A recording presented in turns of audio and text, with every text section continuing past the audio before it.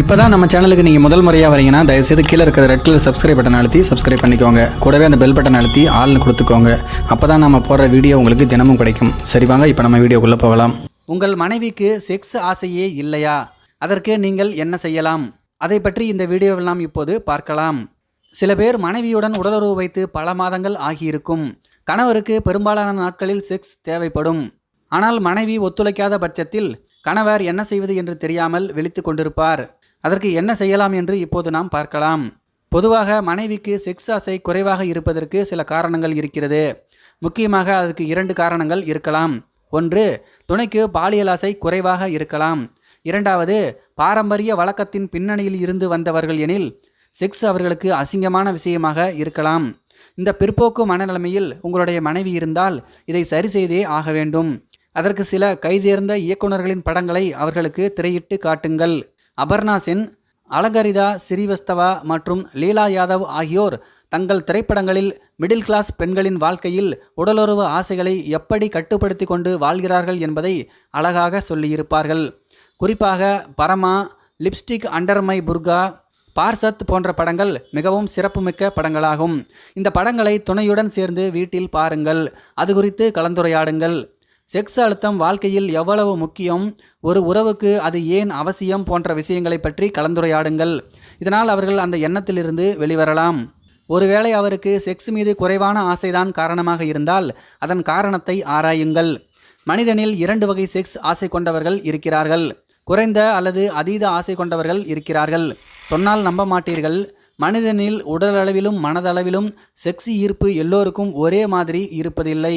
அவற்றில் 2 வகைகள் உண்டு. ஒன்று, தொடர்ச்சியான செக்ஸ் ஆசை கொண்டவர்கள். இரண்டாவது, சிக்னல் மட்டும் கொடுத்தால் இயங்கக்கூடியது. இவை இரண்டும் முற்றிலும் எதிர் திசையில் இருக்கக்கூடியவை. இப்படிப்பட்ட இருவரும் இணையும் போதுதான் அவர்களுக்குள் குழப்பம் மற்றும் ஏமாற்றம் ஏற்படுகிறது. பொதுவாக ஆண்கள் தொடர்ச்சியான செக்ஸ் ஆசை கொண்டவர்களாகவே இருப்பார்கள். பெண்கள் சிக்னல் கொடுத்தால் மட்டும் இயங்குவார்கள். இதில் தொடர்ச்சியான செக்ஸ் ஆசை கொண்ட, அதாவது ஆண்கள்தான் உடலுறவுக்கு பெண்ணை தூண்டக்கூடியவர்களாக இருக்க வேண்டும். தொடர்ச்சியான செக்ஸ் ஆசை கொண்ட ஆண்களுக்கு ஒரு நாளில் எப்போது வேண்டுமானாலும் எங்கு வேண்டுமானாலும் ஒரு நாளைக்கு 4-5 முறை கூட செக்ஸ் மூட் வரும். ஆனால் சிக்னல் கொடுத்தால் மட்டும் இயங்கும் பெண்களுக்கு எப்போதாவது மட்டும்தான் செக்ஸ் ஆசை வரும். ஆனாலும் சில பெண்களுக்கு அது செக்ஸ் ஆசை என்பது கூட தெரியாது. அப்படிப்பட்டவர்களுக்கு குறிப்பிட்ட இடம், நேரம், சூழலை பொறுத்து கூட செக்ஸ் மூட் வரும். ஆனால் பலரும் சில திரைப்படங்கள், டிவி நிகழ்ச்சிகளை பார்த்துவிட்டு செக்ஸ் ஆசை என்பது எப்போது வேண்டுமானாலும் தொடர்ச்சியாக வரக்கூடியது என்கின்ற எண்ணம்தான் இருக்கிறது. ஆனால் அது உண்மை கிடையாது. இப்படி வெவ்வேறான செக்ஸ் ஈர்ப்பு கொண்டவர்களால் இணைந்து வாழ முடியாது என்பதும் தவறான கருத்து. இப்படிப்பட்ட துணை அமைந்தால் சற்று நீங்கள் கூடுதல் உழைப்பை அளிக்க வேண்டும்.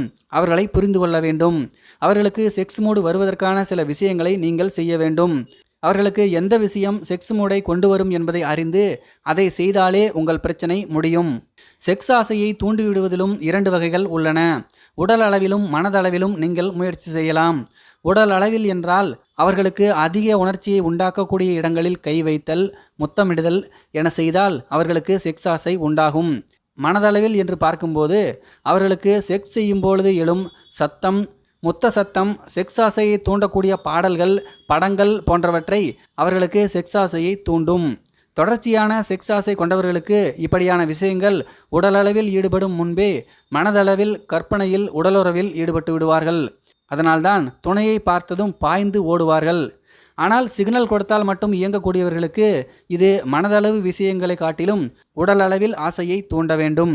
எனவே நீங்கள் தொடர்ச்சியான செக்ஸ் ஆசை கொண்டவர் என்றால் உடலில் கை வைப்பதன் மூலமோ முத்தமிடுவதன் மூலமோ செக்ஸ் ஆசையை தூண்டுங்கள். ஒருவேளை நீங்கள் சிக்னல் கொடுத்தால் இயங்கக்கூடியவர் எனில் துணையிடம் வெளிப்படையாக கூறி செக்ஸ் ஆசையை தூண்ட சொல்லுங்கள்.